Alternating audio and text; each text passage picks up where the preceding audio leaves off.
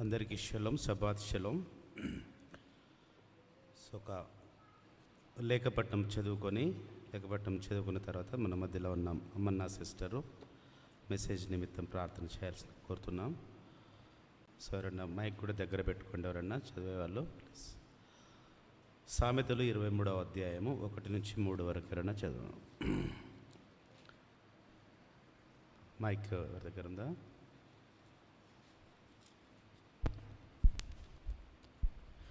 సామెతలు 23వ అధ్యాయము 1 నుంచి 3 వరకు నేను చదువుతున్నాను. చూడండి. నీవు ఏలికతో భోజనం చేయ కూర్చుండిన ఎడల నీవెవరి సమక్షంలో ఉన్నావో బావుగా యోచించుము. నీవి తిండిపోతు అయిన ఎడల నీ గొంతుకకు కత్తి కట్టు పెట్టుకొనుము. అతని రుచిగల పదార్థములను ఆశింపకము, అవి మోసపుచ్చు ఆహారము.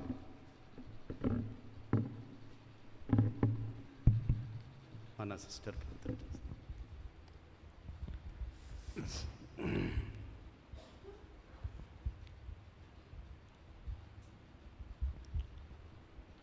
మహాగణుడు అయిన మా యాశ్వమిసయ ఎలోహిం రాజా, మీకు స్తోత్రములు తండ్రి. స్తుతులపైన ఆసీనుడా, నమ్మదగినవాడా, ఉన్నవాడా, అన్నవాడా, మీకు వందనములు తండ్రి.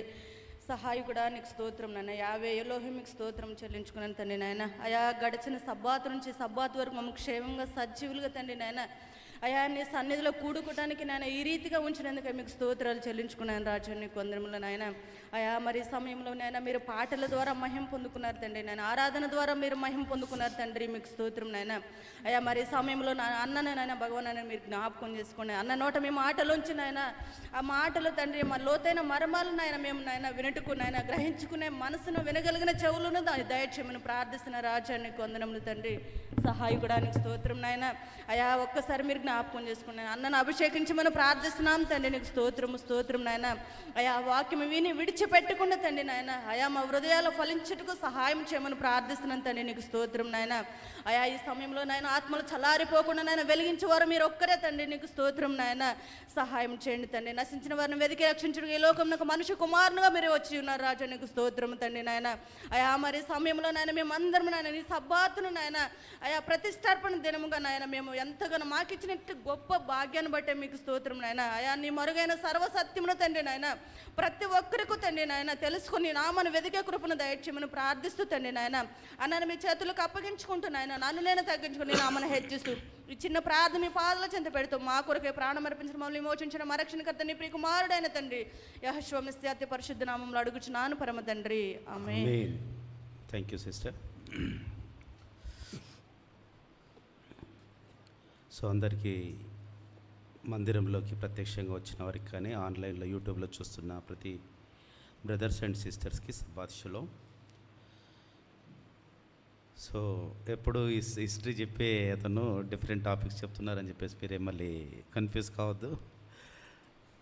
So last time family relations గురించి చెప్పాను కాబట్టి ఈరోజు కూడా డిఫరెంట్ టాపిక్ చెప్పుదామని ఈరోజు నిర్ణయించుకున్నాను.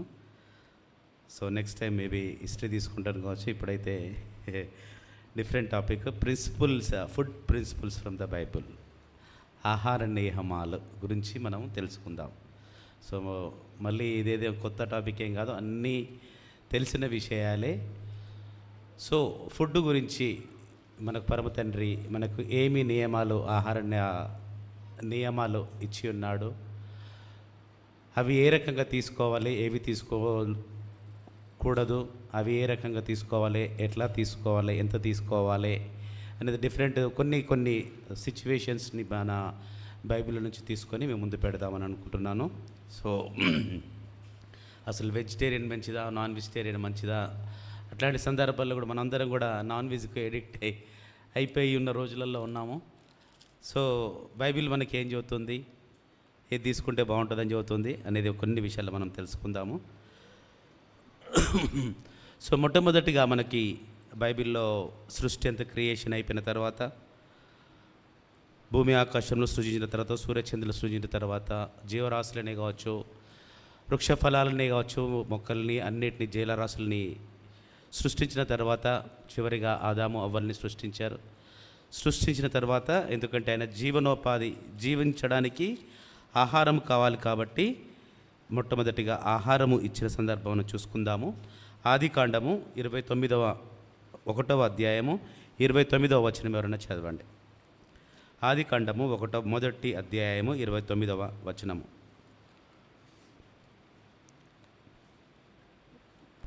ఎలోహిం, ఇదిగో భూమి మీద ఉన్న విత్తనములిచ్చు ప్రతి చెట్టును, విత్తనములిచ్చు ప్రతి వృక్షము గల ప్రతి వృక్షమును మీకు ఇచ్చి ఉన్నాను, అవి మీకు ఆహారమగును. చాలు. ఏంటంటే మనం పైన సీక్వెన్స్ కనుక చూసుకుంటూ వచ్చినట్లయితే అన్నీ సృష్టించుకుంటే లాస్ట్కు చివరికి మనుషుల్ని ఆదామును ఎవరు సృష్టించేసి వాళ్ళ జీవనోపాధి గురించి వాళ్ళకి ఏంటంటే ఆహారం ఇచ్చి ఉన్నాడు అన్నట్టు. ఇక్కడ ఏంది, ఇదిగో భూమి మీదనున్న విత్తనములిచ్చు ప్రతి చెట్టును, విత్తనములిచ్చు వృక్ష ఫలము గల ప్రతి వృక్షమును మీకు ఇచ్చి ఉన్నాను, అది మీకు ఆహారము. అంటే ఏంటి, మనకు ఫుడ్ స్టార్టింగ్ మన పరమతండ్రి మనకి ఇచ్చింది ఏంటిది, ప్యూర్ వెజిటేరియన్ మనకు ఇచ్చి ఉన్నాడు. సో వృక్షములను తినమన్నాడు, మొక్కలను తినమన్నాడు, ఫలాలను తినమన్నాడు, ఆకుకూరలను తినమన్నాడు. అంతేగాని మనకి మొదటిగా ఇచ్చిన నియమం ఏంటంటే ఈ ఆకుకూరలే కావచ్చు, కూరలే కావచ్చు, పళ్ళే కావచ్చు, ఫలాలే కావచ్చు, అవి తిని మీరు, అదే మీకు ఆహారం అవుతుంది, అదే మీకు జీవనోపాధి అవుతుంది, అది దాన్ని తిని మీరు జీవించాలని చెప్పేసి మనకు చూసుకున్న సందర్భం అన్నట్టు అది. సో అదేవిధంగా చూసుకున్నట్లయితే వెజిటేరియన్ ఫుడ్ నుంచి మనకు నాన్ వెజిటేరియన్గా ఎప్పుడు కన్వర్ట్ అయ్యాము, అసలు వెజిటేరియన్ నుంచి కీ బెటరా, నాన్ వెజిటేరియన్ బెటరా, కంపారిజన్ కొన్ని సిచ్యువేషన్స్ ఉన్నాయి కాబట్టి అవి కూడా మనము చూసుకుందాము. సో మనందరికీ తెలుసు, దానియేల్ గారు బబులోనుకో చెరగా పట్టుకుపోయినప్పుడు అక్కడ అందరినీ జ్ఞానవంతుల్ని, విద్యావంతుల్ని, మంచి ఇంటెలిజెన్స్ని తీసుకొని యెరూషలేం నుంచి తీసుకొని వెళ్ళిపోయి అక్కడ బందీలుగా ఉంచేసేసి వాళ్ళందరికీ కూడా, ఎందుకంటే ఒక విద్య నేర్పుతున్నారు, వాళ్ళకి ట్రైనింగ్ అనేది ఇస్తున్నట్టు బబులోలో మనకందరికీ తెలుసు. సో వాళ్ళందరికీ కూడా ఒక నపుంసకుల అధికారి ఇచ్చేసేసి వాళ్ళకందరికీ ద్రాక్షరసము, మంచి శ్రేష్టమైన మంచి ప్రోటీన్ ఫుడ్ ఇవ్వాలని చెప్పేసేసి వాళ్ళకి ఇన్స్ట్రక్షన్స్ ఇవ్వబడింది. వీళ్ళు నలుగురే కాకుండా చాలామంది కూడా ఇంకా బాలుల్ని, మంచి ఇంటెలిజెంట్స్ పీపుల్ని వాళ్ళు కలెక్ట్ చేసేసుకుని ట్రైన్ చేస్తున్న సందర్భము అది మనకు. సో అయితే అప్పుడు ఏంటంటే వాళ్ళు రోజు అక్కడ ఆ రాజు యొక్క ఆ సముఖంలో, బబులోన్ రాజు యొక్క సముఖంలో అన్నీ కూడా రోజు ద్రాక్ష రసాలు, వివిధ రకాల వంటలు, ఆ రాజులు తినే భోజనాలు ఎట్లా ఉంటాయి, చాలా వివిధ రకాలుగా అన్ని టైప్స్ ఆఫ్ ఫుడ్స్ ఉంటాయి అన్నట్టు. సో కాకపోతే వాళ్ళు ఏంటంటే అన్యులు కాబట్టి వీళ్ళకు అనుగుణంగా, అంటే మనకి ఇజ్రాయిలులకు ఈ ధర్మశాస్త్రం అనుసారంగా ఆ వాటిని పవిత్రమైన కానీ అపవిత్రమైనది వాళ్ళు ఫాలో అవ్వరు కాబట్టి వాళ్ళు నాన్ వెజ్ తింటే ఎక్కడ అపవిత్రపరచబడతామో అని చెప్పేసి దానియేలు వాళ్ళ ఫ్రెండ్స్ మిగతా నలుగురు కూడా అతనితోటి రిక్వెస్ట్ పెట్టుకున్నట్టు మనం చూస్తూ ఉంటుంటాం. ఇంతకుముందు మనం బైబిల్లో చదివింది ఇందాక దానియేలు గ్రంథము 1వ అధ్యాయం 8 నుంచి 16 ఆ వచనాలలో మనకు అదంతా కూడా మెసేజ్ ఆ స్టోరీ అంతా ఉంటుంది. సో ఏంటి, అప్పుడు అతను రిక్వెస్ట్ పెట్టుకుంటాడు, అయ్యా మేము ఇవి తినము, ఎందుకంటే వాళ్ళకి డైరెక్ట్ చెప్పలేడు, ఎందుకంటే అపవిత్రమైనవి తింటే వీళ్ళ బాడీలో వీళ్ళ శరీరాలు అపవిత్రమవుతాయని చెప్పేసి వాళ్ళ లోపల అనుకుంటారు. కానీ అతను చెప్పలేక, మాకు శాకాహారాలే కావచ్చు, ద్రాక్షారసంలో బదులు వాటర్ను ఇచ్చినట్లయితే మేము వాటితోనే సంతోషంగా ఉంటామనంటే అతను భయపడతాడు, అయ్యో నేను ఇవ్వలేను, మీరు కనుక వాళ్ళందరూ ఏమో మంచి నాన్ వెజ్ ద్రాక్షరసం తాగుతూ వాళ్ళు ఉన్నప్పుడు మీరు ఇవి తీసేసేసుకుంటే చప్పిడి కూడా తీసుకుంటుంటే మీ ముఖాలు బాగుంటాయి, మీరు వీక్నెస్ అయిపోతారు, రాజు నన్ను శిక్షిస్తాడని చెప్పిన సందర్భం మనకు అందరికీ తెలుసు. అయితే ఆ టైంలో అతనికి టెస్ట్ పెట్టడం, వాళ్ళకు ఒక 10 days మాకు టైం ఇవ్వండి, 10 days మాకు వెజిటేరియన్ ఫుడ్ వాటర్ ఇచ్చి చూడండి. సో వాళ్ళకి మాకు కంపేర్ చేసి 10 days తర్వాత మీరు డెసిషన్ తీసుకోవచ్చు అని చెప్పేసి చెప్పిన సందర్భము అది దానియేలులో ఒకసారి చదువుకుందాం. దానియేలు 1వ అధ్యాయము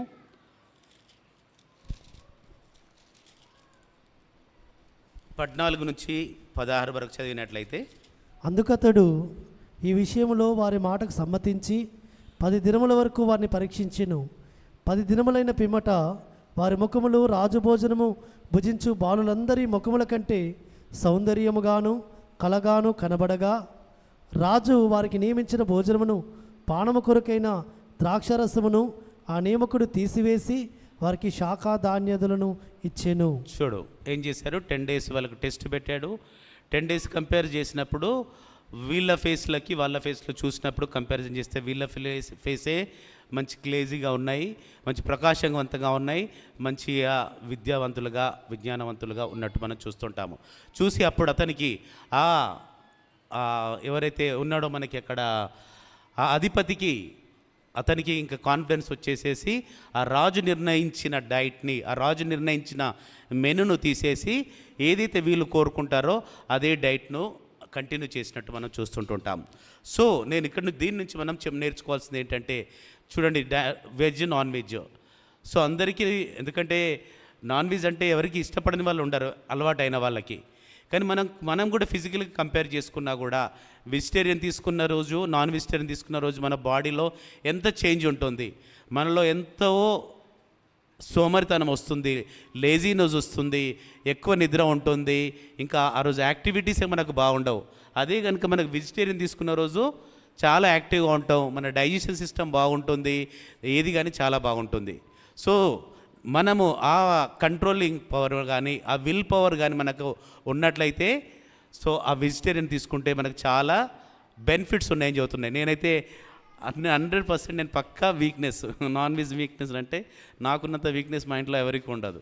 చాలా అని చదువుతాను, కానీ నేను ఇంప్లిమెంటేషన్లో I'm very very weak in the non veg ప్రియుడిని చెప్పాలంటే. అనుకుంటాను తినొద్దు, ఇంకొక ఈ న్యూమన్ నుంచి నెక్స్ట్ న్యూమన్ వరకు తినొద్దు అని చెప్పేసి ఒకటి అనుకుంటుంటాను. ఇంట్లో ఏదో వండుతుంటేనే ఆ స్మెల్ వస్తుంటుంటేనే టెంప్ట్ అయిపోయి తినేస్తుంటుంటాను. సో నేనేంటంటే రిక్వెస్ట్ చేసేది ఏంటంటే, తినడము తప్పని కాదని నేను అనట్లేదు, కానీ కాకపోతే కంట్రోల్లో ఉండాలి, మనకు విల్ పవర్ ఉండాలి. దాన్ని ఫ్రీక్వెన్సీ అనేది తగ్గించుకుంటే చాలా బాగుంటుంది. ఎందుకంటే మనం కంపారిజన్ చేసుకున్నట్లయితే కూడా, ఓకే, కమ్యూనిటీస్ వైజ్గా చూసుకున్నట్లయితే మన దగ్గర బ్రాహ్మణ్స్ జనరల్గా they don't eat non veg. చాలా వరకు మన దగ్గర, మన ఇండియాలో చూసుకున్నట్లయితే మంచి higher officials like IAS officers కావచ్చు, ఐపీఎస్ ఆఫీసర్స్ మ్యాక్సిమంగా ఏంటంటే ఆ కమ్యూనిటీ నుంచే ఉంటుంటారు. బికాజ్ ఆఫ్ ఏంటంటే ఈ నాన్ వెజ్ అనేది ఏంటంటే మనకి ఆ డైజెషన్ సిస్టమ్ని పాడు చేస్తుంది, కాబట్టి మనకు సోమరితనం వస్తుంది, లేజీనెస్ వచ్చేస్తుంది, ఒళ్ళు మందతనం వచ్చేసేసి చురుకుగా ఉండలేమన్నట్టు. సో అది వెజిటేరియన్ తింటే ఈ బెనిఫిట్స్ అని చెప్పేసి మనకి ఈవెన్ బైబిల్లో కూడా దానిల ద్వారా కూడా మనకు ప్రూఫ్ అయిన మన సందర్భాలు మనం చూస్తూ ఉన్నాం. సో ఇంకను యాక్చువల్లీ ఈ నాన్ వెజ్ని ఇంట్రడ్యూస్ చేసిన సందర్భం ఇప్పుడు మనం అది కూడా చూసుకుందాము. ఎందుకంటే ఇనిషియల్గా ఆదమ్ అవ్వ గారు ఉన్నప్పుడు వాళ్ళకి ఏంటంటే నాన్ వెజ్ తినాలి అనేది కానీ వాళ్ళకి అసలు తెలియదు. నాన్ వెజ్ అనేది వాళ్ళు తినకుండా వాళ్ళు మామూలు ఆకుకూరలు, వృక్షాలు, ఫలాలు అవి తినుకుంటూనే వాళ్ళు బ్రతుకుతూ వస్తున్నారు. కానీ ఈ నాన్ వెజ్ని ఇంట్రడ్యూస్ చేసింది కూడా మళ్ళీ మన తండ్రి ఏ టైంలో అంటే నోవహు గారి టైంలో ఈ నాన్ వెజ్ను ఇంట్రడ్యూస్ చేసేసి అప్పటి నుంచి తినొచ్చు అని చెప్పేసి అధికారం ఇచ్చినట్టు మనం చూస్తుంటుంటాం. సో మనందరికీ తెలుసు కదా, నోవహు గారి స్టోరీ అంతా తెలుసు. అప్పటికి జనాలందరూ కూడా, లోకమంతా కూడా చెడిపోయి ఉన్నది. సో వాళ్ళు ఎంతమంది 100 ఇయర్స్ వరకు, 100 ఇయర్స్ 200 ఇయర్స్ వరకు నోవహు గారు వాళ్ళకందరికీ ప్రకటిస్తూనే ఉన్నారు, మీ మార్గంలో మార్చుకోండి, మీరు ఆజ్ఞలను మీరి విచ్చలవిడిగా బ్రతుకుతున్నారు, మీరు ఆయన వైపు తిరగండి అని చెప్పేసి ఎంతమంది ఎన్ని సంవత్సరాలు చెప్పుకుంటూ వచ్చినా కూడా ఆ జనాలు మారకుండా వాళ్ళు ఇష్టం వచ్చిన జీవితం జీవిస్తున్నారు. కాబట్టి ఆ పరమ తండ్రికి కోపం వచ్చేసేసి ఆ నాశనమును ఆ జలప్రవాహం ద్వారా కంప్లీట్గా నాశనం చేసినట్టు మనం చూస్తూ ఉంటుంటాము.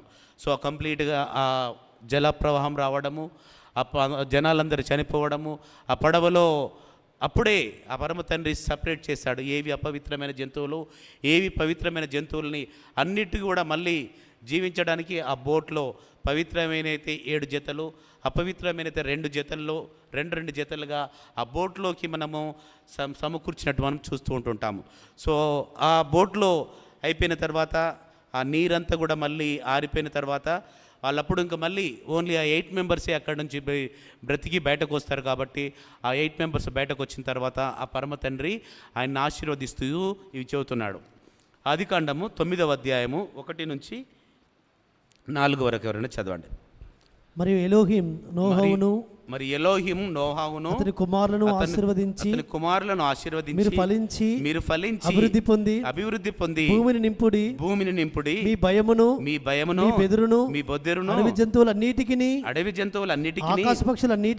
ఆకాశ పక్షులన్నిటికిని నేల మీద ప్రాకు ప్రతి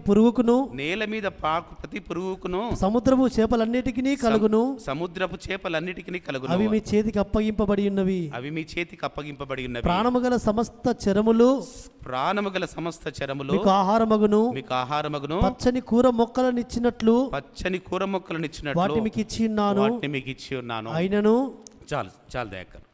చదువు. అయినను మాంసమును దాని రక్తముతో దాని రక్తముతో మీరు తినకూడదు, మీరు తినకూడదు, రక్తమే దాని ప్రాణము. రక్తమే దాని ప్రాణము. చూడండి, ఇక్కడ నోహావు గారికి ఆ పరమ తండ్రి ఆ పడవ నుంచి బయటకు వచ్చిన తర్వాత ఇంకప్పుడు చెబుతున్నాడంటే వాళ్ళకి అధికారం ఇస్తుంటే, ఎప్పుడైతే స్టార్టింగ్లో ఆదాము అవ్వకు సృష్టి క్రియేషన్ ఎప్పుడైతే ఎట్లా అధికారాలు వాళ్ళకి ఆ డెలిగేట్ చేశాడో, ఇప్పుడు ఎందుకంటే మళ్ళీ ఇది ఒక సెకండ్ యుగం, ఇది మళ్ళీ ఇంకొక సెకండ్ టైము క్రియేషన్ స్టార్ట్ అవుతుంది కాబట్టి మళ్ళీ స్టార్టింగ్ నుంచి ఆరిజిన్ నుంచి స్టార్ట్ అవుతుంది కాబట్టి అలా నోవాహుని పిలిచేసేసి అప్పగిస్తున్నాడు అన్నట్టు. ఆ రెస్పాన్సిబిలిటీస్ డెలిగేట్ చేస్తూ చెప్తున్నాడు, మీ భయమును మీ బెదురును అడవి జంతువులన్నిటికీ ఆకాశ పక్షులన్నిటికీ నేల మీద ప్రతి పురుగుకును సముద్రపు చేపలన్నిటికీ కలుగును. సో మీ కుటుంబానికి ఈ జంతువులే కావచ్చు, అడవిలో ఉన్న మృగములే కావచ్చు, పక్షులే కావచ్చు, జలరాశుల వాటన్నిటి మీద కూడా మీకు అధికారం ఇస్తున్నాను. అధికారం ఇవ్వడు. అప్పుడు కూడా ఆదామవ్వకు అధికారం ఇచ్చాడు, కానీ వాటిని తినమని చెప్పేసేసి అప్పుడు వాళ్ళకి అది ఇవ్వలేదు, వాళ్ళకి అప్రూవల్ ఇవ్వలేదు ఆ టైంలో, ఇనిషియల్ టైంలో. కానీ ఇప్పుడు నోవాహు గారికి చెబుతున్నాడు, వాటన్నిటి మీద మీకు అధికారం ఇస్తున్నాను, వాటినన్నింటినీ కూడా మీకు తినడానికి కూడా అధికారం ఇస్తున్నానని చెప్పేసి అప్పుడు ఆ జీవో పాస్ చేస్తున్నట్టు మనం ఇక్కడ చూస్తుంటుంటాము. ఇక్కడ ఆ నాన్ వెజ్ తినడం అనేది ఇంట్రడ్యూస్ అయింది దాదాపు ఎప్పుడు క్రియేషన్ స్టార్ట్ అయిన తర్వాత. నోవాహు గారికి క్రియేషన్ కంటే దాదాపు ఎన్ని సంవత్సరాల గ్యాప్ ఉంటుంది? సృష్టికి నోవాహు గారికి దాదాపు ఎన్ని సంవత్సరాల గ్యాప్? ఎవరు చెప్తారా? దయాకర్. దాదాపు ఎగ్జాక్ట్లీ 1000 ఇయర్స్. ఏంటంటే దాదాపు మనకు ఆ క్రియేషన్, ఆ జల ప్రళయం వచ్చి మొత్తం జనాల్ని నాశనం చేసింది. ఏంటంటే క్రియేషన్ అయిన తర్వాత అరౌండ్ 1000 ఇయర్స్కి కంప్లీట్గా వాళ్ళని స్పాయిల్ చేస్తారు. మళ్ళీ 1000 ఇయర్స్ తర్వాత ఈ నెక్స్ట్ జనరేషన్ స్టార్ట్ అవుతుంది అన్నట్టు. సో అక్కడ వాళ్ళకి అప్పుడు ఈ నాన్ వెజ్ అనేది ఇంట్రడ్యూస్ అయినట్టు మనము చూస్తూ ఉంటుంటాము. సో అదేవిధంగా అందులో పవిత్రమైనది ఏంటిది, అపవిత్రమైనది ఏంటిది అనేది మనకు ఎప్పుడో నోవాహు గారి టైం లోపలనే ఆల్రెడీ ఇచ్చి ఉన్నాడు. కానీ డీటెయిల్డ్గా మనకు మోషే ధర్మశాస్త్రంలో లేవి కాండం ద్వారా మనకు క్లియర్గా మనకు మోషే గారి ద్వారా ఏవి తినాలి ఏవి తినకూడదని చెప్పేసి మనకు లేవి కాండం 11వ అధ్యాయంలో చూసినా మనకు ఉంటుంది. అదేవిధంగా ద్వితీయోపదేశ కాండం 14వ అధ్యాయము 3 నుంచి 20 వరకు చూసినట్లయితే మనకు అందులో క్లియర్గా తెలుస్తుంది. జంతువులలో ఏవి తినాలి, పక్షులలో ఏవి తినాలి, జలరాశులలో మనకు ఏవి తినాలని చెప్పేసి మనకు క్లియర్గా మనకు చెప్తున్నట్టు చూస్తున్నాము. అదేవిధంగా ఈ నోవాహు గారికి చెప్తున్నప్పుడు కూడా ఏమంటున్నాడో ఇంకొక కండిషన్ పెట్టాడు. చూడండి, 4వ వచనంలో ఒక కండిషన్ పెట్టాడు, అయినను మాంసమును దాని రక్తంతో మీరు తినకూడదు. ఏమంటున్నాడు? ఇంకో కండిషన్ ఏం పెట్టాడు? పొరపాటున కూడా రక్తం అనేది తినకూడదు. ఎందుకంటే ఆ ప్రాణం అనేది రక్తంలోనే ఉంటుంది కాబట్టి మీరు పొరపాటున కూడా రక్తం తినకూడదని చెప్పేసి మనకు స్టార్టింగ్ నుంచే ఆ కండిషన్ పెడుతూ వచ్చాడు. అదే ఈవెన్ మనకు లేవి కాండంలో ఇచ్చిన మనకు మోషే గారు ఇచ్చిన ధర్మశాస్త్రంలో కూడా మనకు, ఎందుకంటే ఆయన ఇచ్చిన ఆజ్ఞల్లో ధర్మశాస్త్రంలో కూడా మనకి రక్తం తినకూడదు, గొంతు పిసికిన దాన్ని తినకూడదు, విగ్రహం ఇంకా మిగతా మనకు కూడా మనకి ఇస్తున్నట్టు మనం చూస్తుంటుంటాము. సో దీన్ని బట్టి మనం తెలుసుకోవాల్సింది ఏంటంటే రక్తం అనేది పొరపాటున కూడా తినకూడదు. సో ఎందుకంటే ఎగ్జాంపుల్గా చూసుకున్నట్లయితే మనలో ఉన్న డిసీజెస్ కావచ్చు, ఏది కానీ టెస్ట్ చేయాలంటే ఏం తీసుకుంటారు? బ్లడ్డే తీసుకుంటారు. బ్లడ్ తీసుకున్న తర్వాతనే మనకు తెలుస్తుంది మనకు what type of diseases sugar ఉందా, డయాబెటిక్ ఉందా, XYZ ఏ డిసీజెస్ ఉన్నా కూడా మనకు దేని ద్వారా తెలుస్తుంది? బ్లడ్ నుంచి తెలుస్తుంది. అంటే బ్లడ్లోనే మనలో ఉన్న బాడీలో ఉన్న సమస్తము కూడా అందులోనే బ్లడ్లోనే ఉంటాయి అన్నట్టు. సో తండ్రి ఎంత ప్రణాళికతోటి పెట్టాడో చూడండి. ఒకవేళ పొరపాటున కనుక బ్లడ్లో కనుక ఇప్పుడు మనం తింటున్న మటనో చికెనో తింటున్నాం కాబట్టి ఆ బ్లడ్ తీసేస్తే దానిలో ఉన్న మృగంలో, పక్షిలో కావచ్చు, లేకపోతే పశువులో కావచ్చు, ఇంకేదైనా మనం తినే జంతువులో ఆ బ్లడ్లో కంప్లీట్గా ఉన్న ఏమన్నా దోషాలు ఉంటే కూడా దాంట్లో నుంచి వెళ్ళిపోతాయి. కాబట్టి ఆ బ్లడ్ను పొరపాటుగా ఉన్న కూడా మనం తినొద్దని చెప్పేసి తండ్రి మన ఆరోగ్యాలను దృష్టిలో పెట్టుకొని ఆ నియమము, ఆ ఆజ్ఞ, కమాండ్మెంట్ మనకు ఇచ్చి ఉన్నాడు. కాబట్టి ఆ రక్తమును మనం పొరపాటున కూడా తినకూడదు. అదేవిధంగా ఈ ద్వితీయోపదేశ కాండంలో చూసుకున్నట్లయితే మనం పవిత్రమైనది అపవిత్రమైనది చూసుకున్నట్లయితే ఒకసారి ద్వితీయోపదేశ కాండం 14వ అధ్యాయం ఇవన్నీ కూడా మనకు తెలిసిన లేవి కాండం 11వ అధ్యాయంలో కూడా ఉంటాయి. అదేవిధంగా ఇక్కడ కూడా కొన్ని బ్రీఫ్గా ఉంటాయి కాబట్టి జస్ట్ కొంచెం ఒకసారి దయకరి చదవా 3 నుంచి. మీకు నీవు హేయమైనది ఏదీ తినకూడదు. మీరు తినదగిన జంతువులు ఏవనగా ఎద్దు, గొర్రెపిల్ల, మేకపిల్ల, దుప్పి, ఎర్ర చిన్న జింక, దుప్పి, కారు మేక, కారు జింక, లేడి, కొండగొర్రె అనునివే. జంతువులలో 2 డెక్కలది గలదై నెమరువేయు జంతువును తినవచ్చు. ఒకటే ఇందులో ఒకటే సింపుల్ మనకు అందరికీ తెలుసు, కానీ జస్ట్ ఒకసారి మీకు మళ్ళీ ఒకసారి నేను రిమైండ్ చేస్తున్నాను. జంతువులలో 2 డెక్కలు గలదే నెమరువేయి జంతువును మనం తినొచ్చు, అంతే కదా, అందరికీ తెలుసు కదా. అందుకే సింపుల్ ఎగ్జాంపుల్ ఏంటంటే మనము గోట్ను తీసుకున్నట్లయితే ఆ గోట్ మనకి లెగ్లో ఏంటంటే ఇట్లా మనకి ఇట్లా బ్రేక్ వచ్చినట్టు ఉంటాయి, అక్కడ కాలుకి ఏముంటాయి, వాటిని ఏమంటారు, వాటిని డెక్కలు అంటారు. ఆ డెక్కలు అనేది చీలి ఉండాలి. అండ్ ఆ జంతువు అనేది ఎందుకు ఎస్పెషల్లీ పిల్లలకి చదువుతున్న యూత్కి వాళ్ళకి తెలియదు కాబట్టి నెమరు వేయాలన్నట్టు. అది ఏంటంటే జంతువులు చూసుకున్నట్లయితే ఏంటంటే ఒకేసారి అడవిలోకి వెళ్ళినా కూడా గడ్డి ఒకేసారి పెట్టినప్పుడు ఏం చేస్తుంది అంటే అది కంప్లీట్గా తినేసేస్తుంది. దానికి డైజెషన్ కాదు, ఎందుకంటే మళ్ళీ దొరకదో అని చెప్పేసి పశువులన్నీ కూడా ఒకేసారి పెట్టగానే అన్నీ తినేస్తుంటుంటాయి. అవి తీరికగా కూర్చొని నెమరు వేసుకుంటాయి అన్నట. మింగి తిన్న గడ్డినంతా కూడా మళ్ళీ బ్యాక్ తెచ్చుకొని దాన్ని నవ్వులుకుంటూ అప్పుడు అవి డైజెషన్ చేసుకునే సిస్టమ్ అట్లా తండ్రి డిఫైన్ చేశాడు అన్నట్టు. సో అదే ఇవేంటి నెమరు వేయని జంతువులు అయితే సపోజ్ ఎగ్జాంపుల్స్ పిగ్స్ తీసుకోండి, అవేంటంటే నానా రకమైన చెత్త తీసుకుంటుంటుంది. అది కాకుండా నెమరు వేయదు, అది సాలిడ్సే కావచ్చు లిక్విడ్సే కావచ్చు ఏది తీసుకున్నా అది డైరెక్ట్ అన్ని తినేసేస్తుంటుంది. అది నెమరు వేయదు అన్నట్టు. అది నెమరు వేయక ఏంటంటే డైజెషన్ అనేది ప్రాపర్గా జరగకుండా దాని స్కిన్ అంతా కూడా బాగా హార్డ్గా స్ట్రాంగ్గా ఉంటుంది అన్నట్టు. ఆ హార్డ్గా స్ట్రాంగ్గా స్కిన్ ఉండేసరికి ఏమవుతుందంటే దాంట్లో ఉన్న రోగాలే కావచ్చు దానికి అన్నీ కూడా ఆ స్కిన్లో పట్టేసేసి అవి తిన్నప్పుడు దాని మాంసం కానీ దాని రక్తం కానీ తిన్నప్పుడు వివిధ రకాల జబ్బులు వచ్చేసేసేసి నానా రకాల మనం అనారోగ్యాలకి దారి తీస్తాయని దృష్టి ఉంచేసి మన పరమ తండ్రి మనకు ఇవన్నీ కూడా మనకు నియమాలు ఇచ్చి ఉన్నాడు. అపవిత్రమైన జంతువులు పవిత్రమైన జంతువులు అని చెప్పేసి ముందే డిసైడ్ చేశాడు.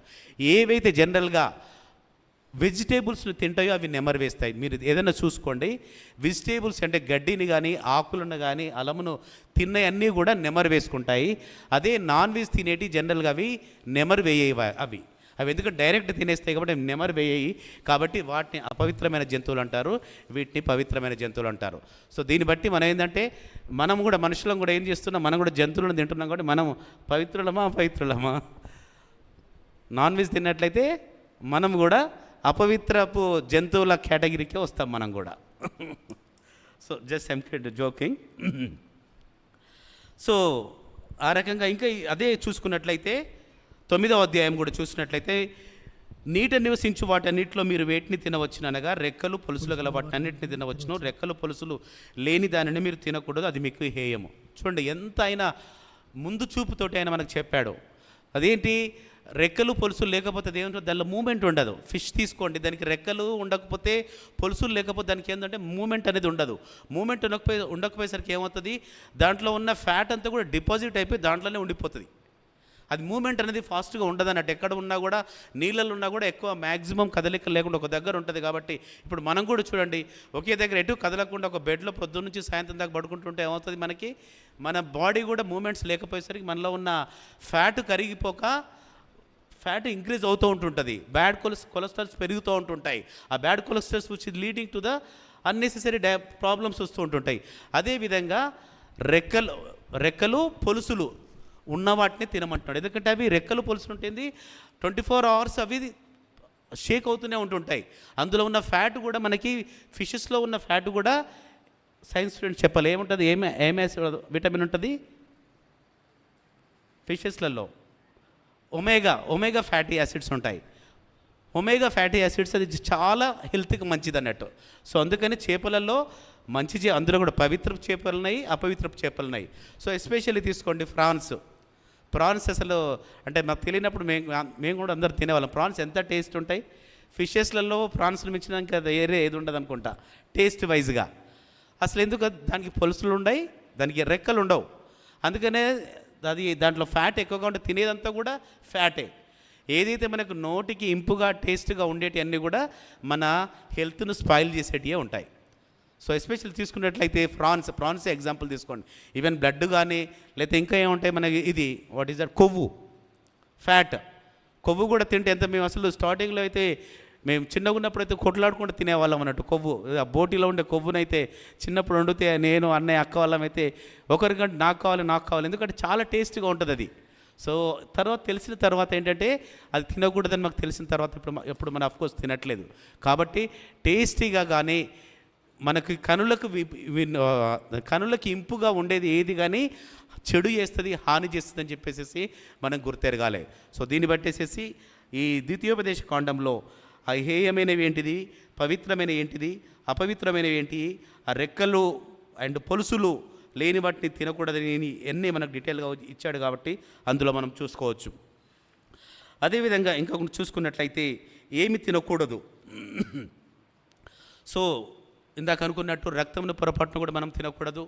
అదేవిధంగా మనం ఎందుకంటే జంటైల్ ప్రదేశంలో ఉన్నాం కాబట్టి విగ్రహాలు, ఎందుకంటే మనకు అన్యులు కూడా మన అన్యులతో సహవాసము చేయక తప్పదు కాబట్టి అన్యులతో జాబులు చేస్తుంటుంటాము, ఫ్రెండ్షిప్ చేస్తుంటుంటాము, నైబర్స్ ఉంటుంటారు. ఓకే, మనం మందిరానికంటే ఉండరు కావచ్చు, కానీ మనం బయటలో ఈ లోకంలో ఉంటున్నాం కాబట్టి జంటైల్స్తో మింగిల్ అవ్వాల్సిన సిచ్యువేషన్ ఉంటుంది కాబట్టి certain things we cannot avoid. కానీ వాళ్ళ విందులకు మనము వెళ్ళినా కూడా ఆ దేవతలకు అర్పించేదే కావచ్చు, ఆ విగ్రహాలకు అర్పించేదే కావచ్చు, వాటిని మనం తినకుండా మన బాడీస్ని మనం అపవిత్రపరచుకోకుండా అవి తినకుండా ఉన్నట్లయితే ఆ పరమ తండ్రికి మనము ఆదర్శంగా ఉంటాము. సో అదేవిధంగా మనం చూసుకున్నట్లయితే ఏం తినకూడదు అన్నది అపోస్తలుల కార్యంలో 15వ అధ్యాయము, అపోస్తలుల కార్యంలో 15వ అధ్యాయము 29 and 30. విగ్రహములకు అర్పించిన వాటిని, రక్తమును, గొంతు పిసికి చంపిన దానిని, జారత్వమును విసర్జింపవలను. ఈ అవశ్యమైన వాటికంటే ఎక్కువైన ఏ భారమును మీ మీద మోపకూడదని పరిశుద్ధాత్మకును మాకును తోచెను. వీటికి దూరముగా ఉండుటకు జాగ్రత్త పడితిరా, అది మీకు మేలు, మీకు క్షేమం కలుగును గాక. ఏంటి వీటికి అయితే ఇప్పుడు ఈ సిచ్యువేషన్ ఏంటంటే అక్కడ యెరూషలేము నుంచి ఆది అపోస్తలుల సంఘము వాళ్ళు ఎందుకు అంతియోకియాలో అప్పుడే ఫస్ట్ క్రిస్టియన్ కాంగ్రిగేషన్ అనేది అక్కడ అంతియోకియాలో అంటే వాట్ ఈస్ దట్ సిరియాలో స్థాపించబడింది. అంతియోకియా పట్టణంలో ఫస్ట్ క్రిస్టియానిటీ కాంగ్రిగేషన్ అక్కడ కాంగ్రిగేషన్ స్టార్ట్ అయింది. అక్కడ స్టార్ట్ అయ్యి ఏంటంటే యెరూషలేంలో మెయిన్ చర్చ్ అక్కడ ఉంది కాబట్టి అక్కడి నుంచి కొందరిని పంపిస్తున్నారన్నట్టు. ఎందుకంటే సువార్త నిమిత్తం ఇది పేతురు గారే కావచ్చు, యాకోబు గారు పెద్దలు ఇక్కడ యెరూషలేంలో నుండి అంతియోకియాకి సిరియాకి పంపిస్తూ వాళ్ళకు ఇన్స్ట్రక్షన్స్ ఇస్తున్నారన్నట్టు. వాళ్ళు ఏంటంటే కొత్తగా క్రిస్టియన్స్గా కన్వర్ట్ అవుతున్న వాళ్ళకి ఈ నియమాలు చెబుతున్నారన్నట్టు. వీళ్ళు ఎందుకంటే అన్యుల నుంచి కన్వర్ట్ అయ్యి ఆ పరమతాన్ని అప్పుడే వాళ్ళు అప్పుడే వాళ్ళు మారుతున్న సందర్భాలు అన్నట్టు. అప్పుడు అక్కడ అసిరియా అంతియోకియా ప్రాంతంలో అప్పుడు వాళ్ళకు ఎవరిని బర్నబా పౌలును వాళ్ళని పంపిస్తూ వాళ్ళతో పాటు కూడా యూదాను సీలాన్ అనే సువార్థికులను అక్కడికి పంపించి వాళ్ళ ద్వారా ఈ మెసేజ్ వాళ్ళకి కన్వే చేస్తున్నాడు. మీరు ఎందుకంటే అన్యులతో సహవాసం చేస్తున్నారు కాబట్టి, అన్యులతో మీకు బంధుత్వం కావచ్చు, అన్యులతో మీకు స్నేహత్వం మీకు ఉంటుంది కాబట్టి మీరు ఈ విషయంలో చాలా జాగ్రత్తగా ఉండండి. ఎందుకంటే విగ్రహాలకు వాళ్ళు అర్పించుకుంటారు కాబట్టి విగ్రహాలకు అర్పించిన వాటిని పొరపాటున కానీ, రక్తమును కానీ, గొంతు పిసికిన వాటిని కానీ పొరపాటున కూడా మీరు తినకూడదని చెప్పేసి చెబుతున్నాడు. గొంతు పిసికిన వాటిని ఎందుకు తినకూడదు ఎవరైనా చెప్పగలుగుతారా? లాజిక్గా ఆలోచించండి. గొంతు పిసికి సపోజ్ మన మేకనే ఉంది, మేకను కట్ చేసేసి మనం తినాలని చెప్పేసి మనకు బైబిల్ చెబుతుంది. అది కూడా ఒకేసారి కట్ చేయాలి, కోషియర్ చేయాలి. దాంట్లో ఉన్న బ్లడ్ అంతా కూడా ఒకేసారి ఎట్ ఏ టైం మొత్తం బ్లీడ్ అయిపోయిన తర్వాతనే మనం దాన్ని ప్రాపర్గా వాష్ చేసుకొని తినాలని చెప్పేసి అని అంటాం. ఒకవేళ ఇదేంది గొంతు పిసికిన దాన్ని తినకూడదానికి ఏంటి, వాట్ ఈస్ ద లాజిక్? ఏమవుతుంది, బ్లడ్ అంతా కూడా బయటకి రాదు, బ్లడ్ అంతా కూడా లోపలే ఉంటుంది కాబట్టి ఆ బ్లడ్ అంతా కూడా ఏమవుతుంది, ఆ ఫ్లెష్కే పట్టేసేసుకుంటుంది. నీకు చనిపోయిన తర్వాత దాన్ని కోస్తే నీకు బ్లడ్ రాదు. అప్పుడు ఆ గొంతు పిసికినప్పుడు ఏమవుతుంది, మనకి బ్లడ్ సర్క్యులేషన్ అంతా కంప్లీట్గా ఆగిపోతుంది. కాబట్టి ఎక్కడ నర్వ్స్ అన్నీ కూడా మన బ్లడ్ సెల్స్ అన్నీ అక్కడే ఫ్లెష్కి అతుక్కుపోయి ఇంకా చనిపోతాయి అన్నట్టు. అక్కడ అవి ఆ సెల్స్ అన్నీ డెడ్ అయిపోతాయి కాబట్టి ఇంకా బ్లడ్ అనేది రాదన్నట్టు. సో అట్లాంటిది కనుక తీసుకుంటే ఇంకా మీకు కంప్లీట్గా దాంట్లో ఉన్న బ్లడ్లో ఉన్న మీరు బ్లడ్ తినకపోయినా కూడా ఫ్లెష్ తిన్న బ్లడ్ తిన్న దాంతోనే సమానం కాబట్టి పొరపాటున కూడా గొంతు పిసికిన వాటిని కానీ చనిపోయిన వాటిని కానీ పొరపాటున కూడా తినవద్దని చెప్పేసి మనకు ఇనిషియల్ మనకు కమాండ్మెంట్స్ మనకు ఆజ్ఞల్లో ఇచ్చినాడు. అదేవిధంగా మనకు ఆది అపోస్తలులైన అపోస్తలు వాళ్ళు ఎవరు, మన పేతురు గారు కావచ్చు, యాకోబు గారు కావచ్చు, బర్నబా కావచ్చు, సౌలు కావచ్చు, వీళ్ళందరూ కూడా అక్కడ ఆది అపోస్తలుల సంఘంకి వాళ్ళకి ఈ సువార్త ప్రకటించమని చెప్పేసి ఇందులో చెప్తున్న సందర్భాలు అన్నట్టు మనకి ఇవి. సో వాటిని ఎవరిని గ్రహించి గొంతు పిసికిన వాటినే కావచ్చు, బ్లడ్నే కావచ్చు, మనం ఏంటంటే కొన్ని దగ్గరలలో కొందరు స్వీట్స్ తీసుకొచ్చి ఇస్తుంటుంటారు, విగ్రహ ఆరాధనకి అర్పించిన స్వీట్లే కావచ్చు, కొన్ని ప్రసాదాలే కావచ్చు, కొన్ని అట్లాంటివి తీసుకొచ్చి మనకి ఎన్నో సందర్భాలు ఎదురవుతూ ఉంటుంటాయి. కొందరు ఏమంటారంటే కొందరు రాంగ్ ఇంటర్ప్రిట్ చేసేస్తూ అది మనం ప్రేయర్ చేసుకొని తింటే అంతా కూడా పవిత్రం అయిపోతుందని చెప్పేసి చాలామంది రాంగ్ ఇంటర్ప్రిట్ చేస్తూ తింటూ ఉంటుంటారు. సో అది మనం పొరపాటున కూడా అది అట్లాంటి దగ్గరలో కూడా మనము పోకూడదు, అది తీసుకోకూడదు. ఇంకను అదే భోజన నియమాల్లో మనం ఎలా తినాలి, మనం ఎంత ఏ రకంగా తినాలి అనేది కూడా కొన్ని మనం సిచ్యువేషన్స్ మనం చూసుకుందాము. అదే సామెతలు చూసుకున్నట్లయితే సామెతలు 23వ అధ్యాయము, ఇందాక మనం చదువుకున్న లేఖపట్నం 23వ అధ్యాయము 1 నుంచి 3 వరకు ఎవరైనా చదవండి.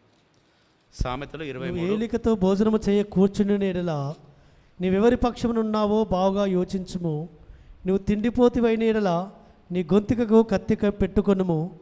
అతని రుచిగల పదార్థములను ఆశింపకము, అవి మోసపుచ్చు ఆహారములు. చూడండి ఎంత ప్రతిదీ చిన్నదాన్ని కూడా మన లైఫ్లో మన పర్సనల్ లైఫ్లో కావచ్చు, మన ప్రొఫెషనల్ లైఫ్లో కావచ్చు, ఈ రకంగా మీరు ఉండండి అని చెప్పేసి ఎప్పుడో కొన్ని వేల సంవత్సరాల క్రితమే మనకు ఇన్స్ట్రక్షన్స్ ఎంత క్లియర్గా ఇచ్చినాడు. చూడండి, ఏలిక దగ్గర కంటే వాళ్ళు ఎవరు రాజుల దగ్గరికే కావచ్చు, లేకపోతే మీ పెద్ద పెద్ద వారి దగ్గరికే కావచ్చు, ధనవంతుల దగ్గరికే కావచ్చు, వెళ్ళినప్పుడు అంటే మీరు చాలా జాగ్రత్తగా ఉండండి. సో వాళ్ళ దగ్గరికి వెళ్ళారని చెప్పేసి వాళ్ళ దగ్గర అన్ని డిఫరెంట్ టైప్స్ ఆఫ్ డిషెస్, ఆహార పదార్థాలు, అవి స్వీట్స్ ఉన్నాయని చెప్పేసి ఆవురావురు అంటూ మనం ఏదో వెళ్ళిపోయి తినకూడదు. ఆ తిన్నట్లయితే ఎందుకంటే నీ మెంటాలిటీ బయటపడుతుంది, నీ గుణము బయటపడుతుంది. సో అప్పుడు ఆ ఏలికతో అంటే మీ బాసే కావచ్చు, లేకపోతే మీ రాజే కావచ్చు, మీ ఇంకా ఎవరైనా కావచ్చు, అక్కడ నీ మెంటాలిటీ బయటపడిపోయి నిన్ను ఎక్కడ పెట్టాలో అక్కడ పెడతారు. కాబట్టి నీ ఒకవేళ తిండిపోతువైనా నీకు ఆకలి వేసినా కూడా లిమిటెడ్గా తిను, ఎంత తినాలో అంతే తిని నువ్వు బయటకి రా. ఎందుకంటే అది వాళ్ళు పెట్టేది ఏదో మంచి ఇంటెన్షన్ తోటి కాదని చెప్పేసి ఆ పరమ తండ్రి ఆ సొలొమోన్ గారు మనకు రాసి ఇచ్చిన సామెతల్లో మనకు ఉంటున్నాయి. సో అందుకనే మనం ఇక్కడికి వెళ్ళినప్పుడు ఓకే, మన బంధువుల దగ్గరికా, మన ఆత్మీయుల దగ్గరికా, మన శ్రేయోభిలాషుల దగ్గరికా, మన మిత్రుల దగ్గరికా వెళ్ళినప్పుడు అది తినకూడదని చెప్పేసి నేను అనట్లేదు.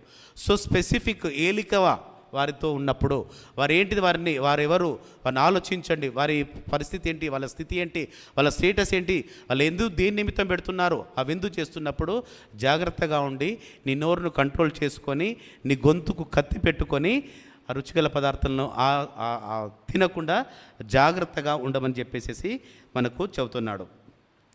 అదేవిధంగా అదే అధ్యాయంలో 6 నుంచి 8 వరకు చదువుదాక, అదే 23వ అధ్యాయం 6 నుంచి 8 వరకు. ఎదుటివాని మేలు ఓర్చలేని వారితో కలిసి భోజనము చేయకము. వాని రుచిగల పదార్థం ఆశింపకము. అట్టివాడు తన ఆంతర్యంలో లెక్కలు చూచుకున్నవాడు తినుము త్రాగుము అని అతడు నీతో చెప్పునే గాని అతని హృదయంలో నుండి వచ్చు మాట కాదు. నువ్వు తినను తినదాన్ని కక్కివేయదు. చూడండి ఎంత మనకి క్లియర్గా చెబుతున్నాడు. ఒక అరటిపండు తొక్కొలిసి పెడుతున్నాడు. ఎంత జాగ్రత్తగా ఉండేదో. ఫ్రీగా వస్తే ఫినైల్ కూడా తాగుతారని చెప్పేసి అంటుంటారు కదా కొందరు మన దగ్గర.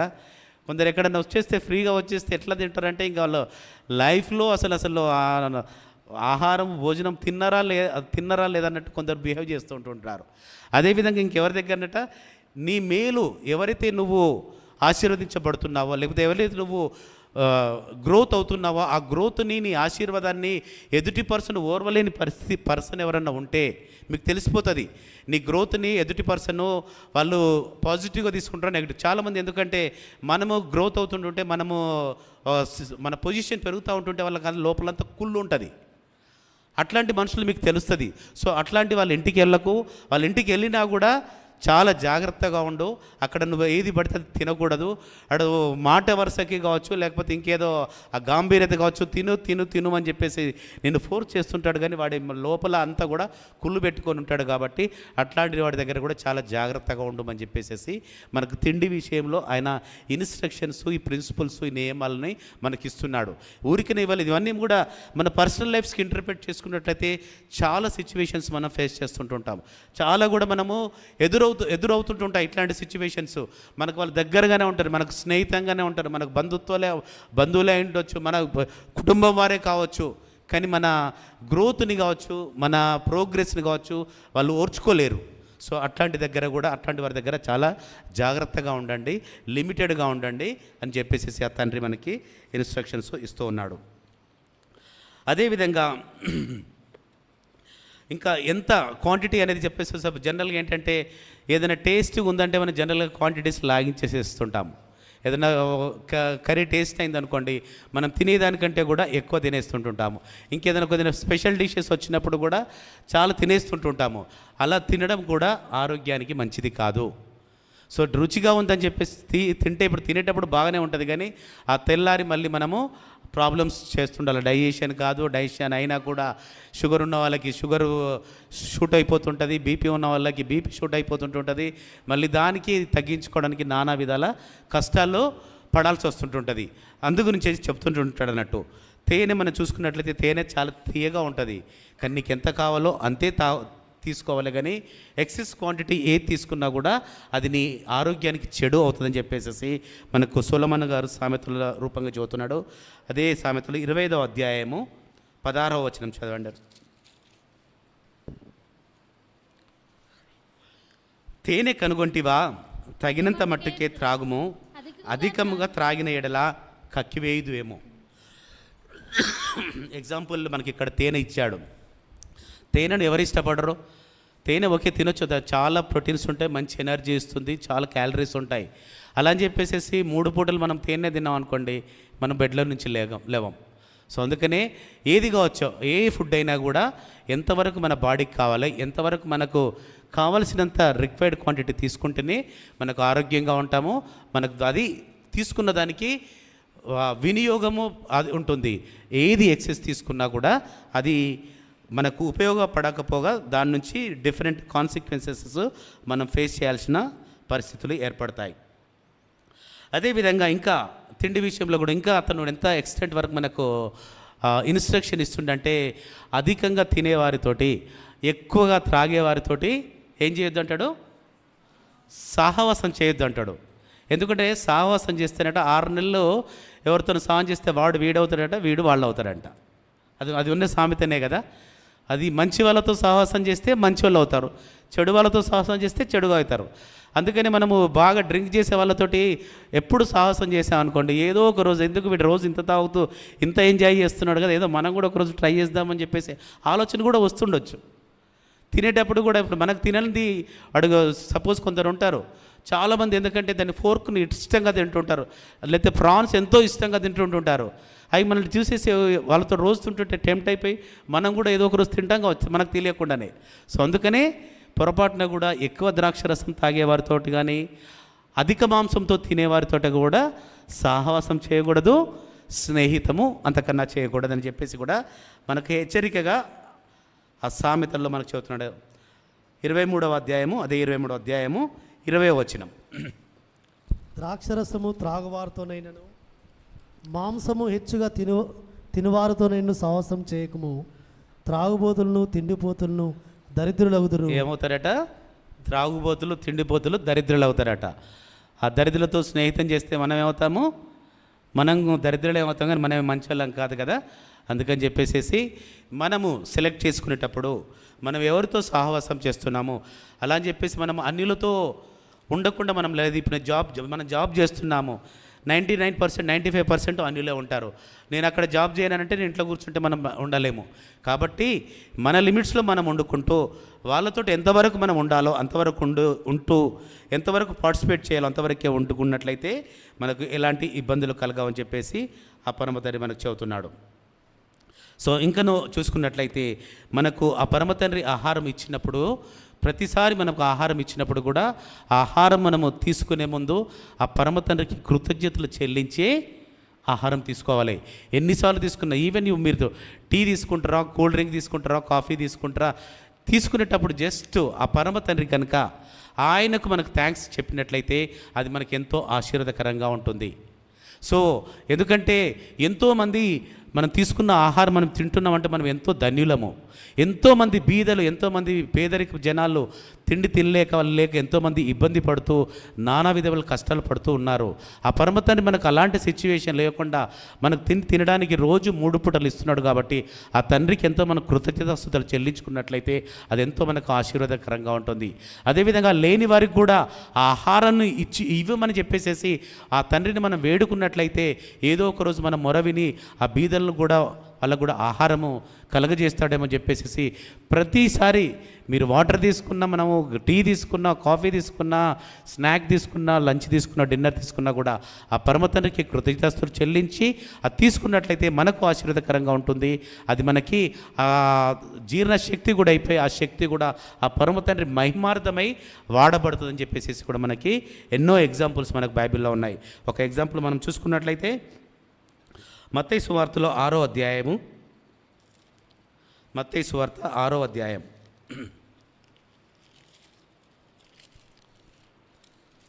25-26 వచనాలు. అందువలన నేను మీతో చెప్పినది ఏమనగా, ఏమి తిందుమో ఏమి త్రాగుదమో. సారీ యాక్ట్స్ అపోస్తుల కార్యములు 27:35. అపోస్తుల కార్యములు 27:35.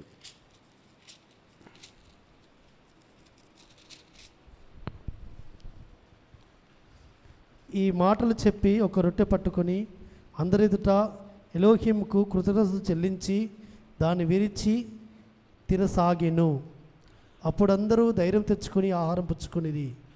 చాలు, ఇది మనకి సందర్భం అందరికీ మనకు తెలుసు అనుకుంటా. ఇది ఎందుకంటే పౌలు గారు ఆయన బందీ చేసేసి ఆయన అరెస్ట్ చేసేసి పడవలో తీసుకెళ్ళిపోతుంటుంటారు. ఎక్కడి నుంచి? యెరూషలేం నుంచి రోమ్కు తీసుకెళ్ళిపోతుంటారు. ఆయనను అరెస్ట్ చేసేసేసి ఇంకా ఆయన్ని ఆయనకి శిక్షణ ఇవ్వడానికి తీసుకెళ్తున్న సందర్భంలో అక్కడ వాళ్ళకి ఆ తుఫాన్లు వచ్చేసేసేసి ఆ ఓడ మునిగిపోతున్న సందర్భం అన్నట్టు. అక్కడ ఓడ మునిగిపోతున్న సందర్భం, ఆ సందర్భంలో ఎందుకంటే అందరు ఇంకా వాళ్ళ ఆశలన్నీ వదిలేసేసేసుకుంటారా, చనిపోతామని చెప్పేసేసేసి అందరు డిసైడ్ అయిపోతుంటుంటారు. దాంట్లో ఉన్న వస్తువులు అన్నీ కూడా పడేసేసేస్తుంటారు. ఇంకా ఒడ్డుకు రావడానికి వచ్చే సందర్భంలో అప్పుడు ఆ పౌలు గారు ఉన్నారు కాబట్టి ఆ ఓడలో ఉన్న దాదాపు ఎంతోమంది 76 మంది 276 276 మెంబర్స్ పడవలో ఉంటారన్నట్టు. వాళ్ళందరూ కూడా ఈ పౌలు గారు ఉన్నారు కాబట్టి పౌలు గారు ప్రేయర్ చేయడము, అక్కడి నుంచి ఆ ప్రమాదం నుంచి వాళ్ళు తప్పించుకోవడము. అప్పుడు దాదాపు 12 to 13 days వరకు వాళ్ళు అక్కడ ఫాస్టింగ్ అంటే ఆహారం లేకుండా ఉంటారన్నట్టు.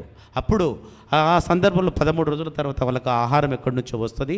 ఆ ఆహారము వచ్చినప్పుడు ఆ పౌలు గారు ఆ పరమ తండ్రికి ఈ మాటలు పైన కూడా ఈ మాటలని చెప్పి ఆ రొట్టె పట్టుకొని అందరి ఎదుట ఆ పరమతానికి, ఎందుకంటే ఆ ఆపదల నుంచి కాపాడి ఆ ఆహారము ఇచ్చిన్నాడు కాబట్టి ఆ రొట్టె విరిచి ఆ పరమతండ్రికి కృతజ్ఞతాస్తుతులు చెల్లించి ఆ ఆహారంను తీసుకున్నట్లు మనం ఇక్కడ చూస్తుంటుంటున్నాం. సో దీన్ని బట్టి మనం తెలుసుకోవాల్సింది అంటే ఎలాంటి పరిస్థితుల్లో ఉన్నాయి, ఏ సమయంలో మనం ఆహారం తీసుకున్నా కూడా ఆ పరమతండ్రికి కృతజ్ఞతాస్తుతులు చెల్లించి ఆయనకు మనము ప్రార్థన చేసుకొని తీసుకున్నట్లయితే అది మన ఎంతో ఆరోగ్యకరంగా మనకు ఉంటుందని చెప్పేసి మనకు ఇది ఒక ఎగ్జాంపుల్గా ఉన్నది. సో అందుకనే దీన్ని బట్టి నేను ఈ విషయాలని ఈ టిప్స్ ఆఫ్ ద ఫుడ్ అనుకోవచ్చు, లేకపోతే ప్రిన్సిపల్స్ ఆఫ్ ద ఫుడ్ అనుకోవచ్చు, ఈ ఆహార నియమాలని కొన్ని మనకు బైబిల్లో ఉన్నాయి. ఏ రకంగా తినాలి, ఏమి తినకూడదు, అవి తీసుకునే విధానం ఏమిటి, ఎవరితో సహవాసం చేయాలి, ఆహార విషయంలో కొన్ని నేను ఇన్ఫర్మేషన్ గ్యాదర్ చేసుకొని మీ అందరికీ ఈ మెసేజ్ ప్రిపేర్ చేసి ఉన్నాను. అదేవిధంగా మనకి ఏంటంటే తిండి విషయంలో కావచ్చు, త్రాగే విషయంలో కావచ్చు, ఏమి తిందుమో ఏమి త్రాగుదుమో అని చెప్పేసి మనం పొరపాటున కూడా చింతించకూడదంట. We should not worry about food. Only మీరు ఆ పరమ తండ్రి మీద భారం అంతా వేయండి, ఆయన చిత్తాన్ని మీరు నెరవేర్చుకుంటూ ఉండండి. ఆయననే మీకు ఈ will take care of everything. ఏమి తిందుమో సాయంత్రంకి ఏం తిందుమో ప్రొద్దున తిందుమో అని చెప్పేసి మీరు బాధపడవలసిన అవసరం లేదు. Provided you should like obey him, you should depend on him అని చెప్పేసి మనకు ఇందులో క్లియర్గా చెబుతున్నాడు. ఎందుకంటే ఆకాశ పక్షులను చూడండి, అవి విత్తవు కోయవు, కానీ వాటిని పోషించట్లేదా? వాటికంటే మీరు ఎంతో శ్రేష్ఠులు. కాబట్టి మీ ఆహారం గురించి నేను చూస్తాను, దాని గురించి మీరు ఎలాంటి పరిస్థితుల్లో కూడా మీరు చింతించకూడదు అని చెప్పేసి కూడా మనకు ఆ పరమ తండ్రి ఆ మోరల్ సపోర్ట్ ఇస్తున్నాడు ఈ ఆహారం గురించి. అదొకటి మనం వర్ష చూసుకొని క్లోజ్ చేసుకుందాము. మత్తయి 6:25-26. అందువలన నేను మీతో చెప్పినదేమనగా, ఏమి తిందుమో ఏమి త్రాగుదమో అన్ని మీ ప్రాణము గూర్చైనను, ఏమి ధరించుకుందామో అని మీ దేహమును గూర్చైనను చింతింపకుడి. ఆహారము కంటే ప్రాణమును, వస్త్రము కంటే దేహమును గొప్పవి కావా? ఆకాశ పక్షులు చూడుడి, అవిత్తవు కోయవు, కొట్లలో కూర్చుకొనవు, అయినను మీ పరలోకపు తండ్రి వాటిని పోషించున్నాడు. మీరు వాటికంటే బహుశ్రేష్ఠులు కారా? చాలు. ఇక్కడ ఎవరో కాదు, మన మెస్సయ్య, మన ఈ మత్తయి 5-6-7 ధన్యతల కొండలపైన ధన్యతలు ఇస్తూ ఆ మెస్సయ్య గారు అక్కడి నుంచి బోధిస్తున్నారు. ఇవన్నీ కూడా మనకు అంత ఆ చాప్టర్లో చూసుకున్నట్లయితే ఆ ధన్యతల తర్వాత ఏంటంటే, ఉపవాసం ఉంటే మీరు వేషధారణలాగా ఉండొద్దు, మీరు దుఃఖముక్కులై ఉండకూడదు, మీరు ధనం మీద మీరు ఆపేక్ష ఉండకూడదు. అవన్నీ కూడా ఆ ఉపమానాలు అవన్నీ కూడా ఇన్స్ట్రక్షన్స్ ఇస్తూ వచ్చి దీని గురించి, తిండి గురించి మీరు ఏమి తిందుమో ఏమి త్రాగుదామని చెప్పేసి పొరపాటున కూడా మీరు చింతించకండి, బాధపడకండి. ఆకాశ పక్షులు నేను పోషిస్తున్నాడు, వాటికంటే మనం ఎంతో శ్రేష్టమైనవి కదా అని చెప్పేసి ఆ మెస్సయ్య గారే అక్కడ ఆ కొండపైన, ఆ ధన్యతల కొండపైన వాళ్ళందరికీ బోధిస్తున్న సందర్భం అన్నట్టుది. సో అందుకనే మనం తిండి గురించి ఎప్పుడు కూడా పొరపాటున కూడా బాధపడకుండా ఆయనే చూసుకుంటాడు. ఆయన మీదనే భారము వదిలేసినట్లయితే మనము ఎంతో ధన్యతగా ఉంటాము. సో దీన్ని బట్టి మనం నేర్చుకోవాల్సింది ఏంటంటే, ఏది తినాలో ఏది తినకూడదో, ఏది మనకు పవిత్రమో ఏది అపవిత్రమో, ఏది మన బాడీకి ఫిట్ అవుతుందో ఏది ఫిట్ అవ్వట్లేదో, ఆ బాడీ కనుక మన ఫిట్ కానీ తీసుకుని అనవసరంగా ఆరోగ్యాలు పాడు చేసుకొని హాస్పిటల్ చుట్టూ తిరుక్కొని ఆ పరమతనికి దూరం అయ్యే విధంగా ఆయన ఇచ్చిన నియమానుసారంగా మనము ఆ ఫుడ్ను తీసుకుంటూ మన హెల్తీగా వండుకుంటూ ఆ పరమతండ్రిని మనము రోజుకు ప్రార్థిస్తూ ఆయనను హెచ్చిస్తూ ఆయనకు మహిమకరంగా జీవించినట్లయితే మన ఆత్మీయ జీవితం కూడా ఆయనకు సమీపంగా ఉంటుంది, ఆయనకు సన్నిహితంగా ఉంటుందని చెప్పేసి నేను మీకు అందరికీ చెబుతున్నాను. అవకాశాన్ని ఇచ్చిన అన్నయ్యకు, దయాకర్కు వందనాలు. ఇంతవరకు మీరు ఓపికగా ఉన్నందుకు అందరికీ షలోమ్.